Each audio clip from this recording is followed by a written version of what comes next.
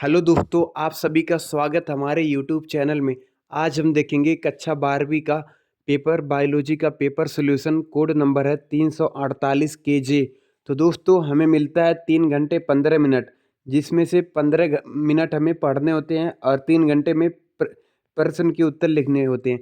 तो सबसे पहले हम देखते हैं हमने बहुविकल्पी प्रश्न को। परागण की बाह्य चोल किससे बनी होती है? स्पोरोपोलेनिन। इसका सही जवाब होगा स्पोरोपोलेनिन। निम्नलिखित में से कौन सा स्टॉप टर्मिनेटर कोडान नहीं है? तो इसका सही जवाब होगा एयूजी। एयूजी। अब दोस्तों तीसरा हमारा बहुविकल्पी प्रश्न में दिया गया है, वातावरण में मौजूद कुछ एंटीजन के प्रति प्रतिरक्षा प्रणाली के अतिरंजित प्रक्रिया को क्या कहा जाता है? दोस्तों इसका सही जवाब होगा एलर्जी। पीसीआर का तात्पर्य क्या है? तो इसका जवाब होगा पॉलीमरेज चैन रिएक्शन। अब दोस्तों हम लोग देखते हैं अपने अति लघु उत्तरीय प्रश्न को। पहला देख सकते हैं, आप लोग पढ़ लीजिएगा क्वेश्चन।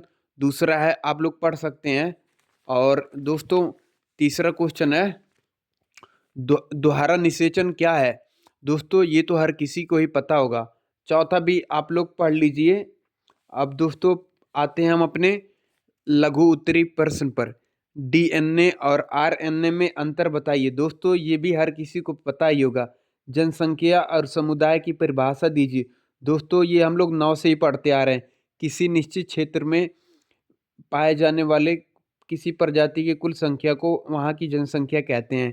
लैक्टिक एसिड बैक्टीरिया के 2 उपयोग बताइए। दोस्तों दूध से दही बनाने में लैक्टिक एसिड काम आता है। डीएनए का द्विकुंडलित मॉडल का नामांकित चित्र बनाइए। दोस्तों ये भी आप सभी को ही पता होगा, वाटसन तथा क्रिक ने दिया था। जो 5 डैश से शुरू होता है, 3 डैश पे खत्म होता है, 3 डैश पे शुरू होता है, 5 डैश पे खत्म होता है। दोस्तों ये भी क्वेश्चन आप लोग पढ़ लीजिएगा। अब हम लोग दोस्तों आते हैं लघुत्तरी प्रश्न सेकंड पे। नामांकित नामांकित चित्र सहित मानव शुक्राणु की संरचना का वर्णन कीजिए। और दूसरा है क्लाइनफेल्टर सिंड्रोम के कारणों की व्याख्या कीजिए। इस सिंड्रोम के लक्षण का भी उल्लेख कीजिए। दोस्तों इसमें गुणसूत्रों की संख्या 47 हो जाती है। और जेनेटिक इंजीनियरिंग में प्रयोग होने वाले महत्वपूर्ण एंजाइमों का वर्णन कीजिए। जैव विविधता की हानि के प्रमुख कारण लिखिए। दोस्तों यही सब है, जंगलों को काटना, ठीक है, जंगलों में खेती करना, यही सब है इसका कारण। अब आते हैं हम लोग इस पे। तो दोस्तों आप लोग पढ़ सकते हैं जैव जैव उर्वरक क्या है, यही सब के बारे में लिखना है। जीन चिकित्सा क्या है, किन्हीं 2 पर परिभाषा लिखिए। सहभोजिता। सहभोजिता क्या दोस्तों? जब 2 जीव होते हैं, एक को लाभ होता है, दूसरे को ना लाभ होता है ना हानि, यही सहभोजिता है। और परजीविता क्या है दोस्तों? 2 जीव होते हैं, एक जीव दूसरे जीव से लाभ लेता है। अब दोस्तों आते हैं इधर अपना। तो दोस्तों इसमें है मानव जीनोम परियोजना के महत्वपूर्ण उद्देश्यों को लिखिए। 3 नंबर का है, आनुवांशिक रूप से संशोधित जीव में इंसुलिन का उत्पादन किस प्रकार से होता है? दोस्तों इंसुलिन एक प्रकार का हार्मोन है जिसका नेचर प्रोटीन होता है। ये मुख्यतः जिन्हें मधुमेह मधुमेह होता है उनको लगाया जाता है। दोस्तों अब आते हैं हम अपने लॉन्ग लॉन्ग टाइप आंसर, यानी कि सीधे 5 नंबर वाले में। तो दोस्तों पहला है भ्रूण कोश के गठन का चित्र ये बनाना था। दोस्तों अथवा करके दिखा था। निम्नलिखित में से किन्हीं 2 पर संक्षिप्त टिप्पणी लिखिए। Red data book. दोस्तों रेड डाटा बुक क्या होता है?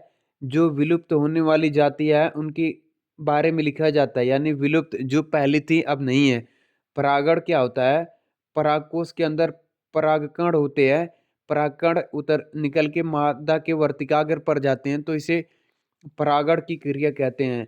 और फूलों में परागकण के वर्तिकाग्र तक स्थानांतरण एवं निषेचन पूर्ण होने तक की सारी घटनाओं का सचित्र वर्णन कीजिए। और दोस्तों अथवा करके ये लिखना था। लास्ट में आ जाता हमारा नवा बायोगैस क्या है, इसका उत्पाद किस प्रकार किया जाता है। दोस्तों उसके बाद ये सब अपना पढ़ लीजिएगा।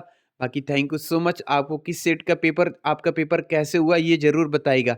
वैसे तो सब कह रहे हैं कि पेपर इस सेट का बहुत ही टफ था।